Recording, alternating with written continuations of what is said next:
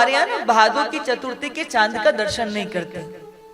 कहते हैं कि भादों के चांद का दर्शन करने पर, चतुर्थी के चांद का दर्शन करने पर मिथ्या कलंक लगता है।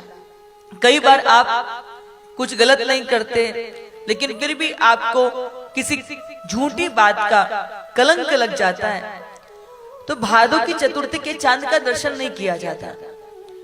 तो आज सब कहते हैं कि आज भादों की चतुर्थी है, भूल से भी चांद का दर्शन मत कर लेना, चांद की ओर देख मत लेना। और आपने देखा होगा कि वैसे चाहे चांद को देखो ना देखो, पर जब कोई चीज मना करते ना तो मन वहीं ओर जाता है। तो आज वो गोपी कहती, अच्छा आज भादों की चतुर्थी का चांद निकलेगा और मिथ्या झूठा कलंक लग जाता है। तो वो गोपी कहती कि आज तो मैं पूरी रात चंद्रमा को निहारूंगी। तो गोपियां कहती हैं कि पागल है क्या, आज के दिन चंद्रमा थोड़ी देखे जाते हैं, आज के दिन तो चंद्रमा देखने से मिथ्या कलंक लग जाता है। तो वो गोपी कहती है कि नहीं, आज तो मैं जरूर देखूंगी, मुझ पर झूठा ही मिथ्या ही कलंक लग जाए, कोई एक बार झूठे को ही कह दे कि श्याम सुंदर मेरी ओर देखते तो है। सारी ब्रजमंडल की ये गोपियां, कोई संत है, कोई मुनि है, कोई वेदों के मंत्र हैं, ये सब ब्रजमंडल में गोपी बन करके प्रकट हुए हैं। इसलिए जो महारास की लीला है ये दिव्य लीला है। जब हमारा चित्त बड़ा चंचल हो, समाज की ओर भागे, तो आप समझ लीजिए कि कहते कि जो भागवत जी के इस गोपी गीत का पाठ करता है उसे भगवान श्री कृष्ण के सामीप्य और उनकी कृपा का प्रसाद अवश्य प्राप्त होता है। इधर एक दिन क्या हुआ कि कन्हैया ने अपने अधरों पर धर करके उस वेणु में आज जब सुर फूके, तो 84 कोस की उस ब्रजमंडल में जहां जहां भी वह बंसी की ध्वनि गई, प्रत्येक गोपी को ऐसा लगता है जैसे प्रभु उसी का नाम ले लेकर के पुकार रहे। अब आप सोचिए जरा कि 84 कोस का वह ब्रजमंडल और उस ब्रज कोस में रहने वाले, 84 ब्रज कोस में रहने वाले जितनी भी गोपियां थी, उनको क्या सुनाई दे रहा है कि प्रभु उसका नाम ले लेकर के पुकार रहे हैं। बजाने वाला एक है, बंसी एक है, गोपियां लाखों हैं और उनको अपना नाम सुनाई दे रहा है। इधर रात्रि का प्रहर हुआ, चहु और आज चंद्रमा अपनी पूर्ण कलाओं से सुशोभित है। रात्रि के उस प्रहर में भी चंद्रमा की चांदनी में अद्भुत अलौकिक छटा बिखर रही है। रात्रि में भी यमुना जी कल कल बहती हुई दिखाई दे रही है।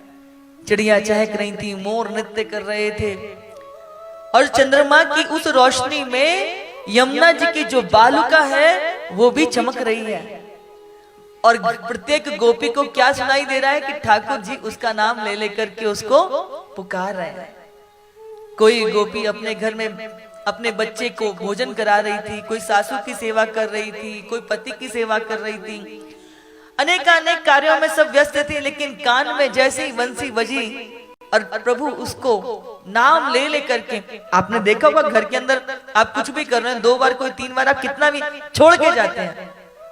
आप सोचिए वो साधारण आवाज है, लेकिन जहां श्याम सुंदर आपको पुकारे, आप विचार किए कैसी वो स्थिति होती होगी। वो गोपियां अधीर होकर के वहां से सब छोड़ करके कार्यों को चल दी है। अब बंधु, जब ये गोपियां सारी यमुना जी के किनारे पहुंची तो स्वागतम ते महाभागा अश्वत्थाम करवाम किम। प्रभु ने देखा आज रात्रि के दोपहर में यमुना जी के पुलिन पर लाखों गोपियां प्रभु के पास पहुंच गईं। प्रभु भी उनका स्वागत वंदन करने लगे, आओ आओ आपका स्वागत है, बताइए मैं क्या करूं। गोपियां कहती हैं ये तो बड़ी अजीब सी बात हो गई, पहले तो घर में हमारा जीना दुर्भर कर दिया, इतना नाम ले लेकर के हमको पुकारा कि सब कुछ छोड़ छाड़ के हमको यहाँ आना पड़ा, और अब कह रहे हैं कि यहाँ आ गई तो अब बताओ मैं क्या करूं। कन्हैया बोले, अच्छा मैं समझ गए कि तुम यहाँ क्यों आई हो। आज शरद पूर्णिमा की रात्रि में तुम सब जमुना जी को दर्शन करने के लिए आई हो, जल्दी जल्दी कर लो और सब अपने अपने घर को जाओ, क्योंकि पतिव्रता स्त्री को रात में अकेले ऐसे बाहर घूमना अच्छी बात। गोपियां कहती हैं बताओ, पहले तो बुला लिया और अब कह रहे हैं कि जल्दी से यहां से तुम घर जाओ अपनी अपनी। गोपियां कहती हैं कि जब भेजना ही था तो बुलाया क्यों था? भगवान कहते हैं ऐसा है कि ज्यादा मोपे तो समय ना है कि मैं तुम्हें समझा सकूं, तुम जल्दी से बस दर्शन करो और तुम यहाँ से जाओ। गोपियां कहती हैं कि पहले बुला लिया अब भेजते हो। भगवान पहले जीव को पास बुलाते हैं और फिर परीक्षा लेते हैं। जो परीक्षा में उत्तीर्ण हो जाते हैं उनको प्रभु का सामीप्य प्राप्त होता है। प्रभु कहते हैं कि पतिव्रता स्त्री का, नारी का ऐसे रात्रि में अकेले विचरण करना कभी भी शोभायमान नहीं होता। कोई भी स्त्री हो, बेटी हो परिवार की, रात्रि में अकेले ऐसे सड़क पर घूमते फिरे कोई अच्छा मानता है क्या? और बंधुओं देखो, मुझे तो बहुत साफ सीधा सा कहना आता है, बहुत स्पष्टवादी है। ऐसे स्पष्ट गुरु का सानिध्य हमको प्राप्त हुआ है। कई बार लोग कहते हैं कि पाप और पुण्य क्या है? ठीक है, पाप और पुण्य क्या है?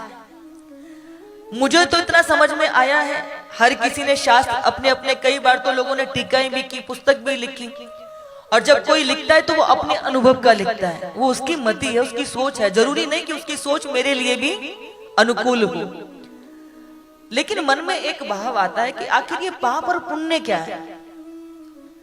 जिस काम को करके मन में दुख पैदा हो, क्लेश पैदा हो, किसी से नजरें मिलाने में आपको भय लगे, मेरुदंड सीधा करके बैठने में आपको संकोच हो, आपको किसी को पीठ दिखा करके भागना पड़े, छुपाना पड़े, चित्त आत्मग्लानि से जल जाए, समझ लो कि वही पाप है। और जिस बात को कहने में आनंद आए, आंखों में आंखें डाल करके बताने में आपको गर्व हो, दुनिया को आप बता सकें, हाँ, अंदर गर्व की अनुभूति हो, आपके आनंद हो, उत्साह हो, उल्लास हो, उत्साह हो, समझ लीजिए कि वही सब पुण्य है। यानी कि जो बताने में हर्ष हो वो पुण्य, और जिसे छुपाना पड़े वो पाप होता है।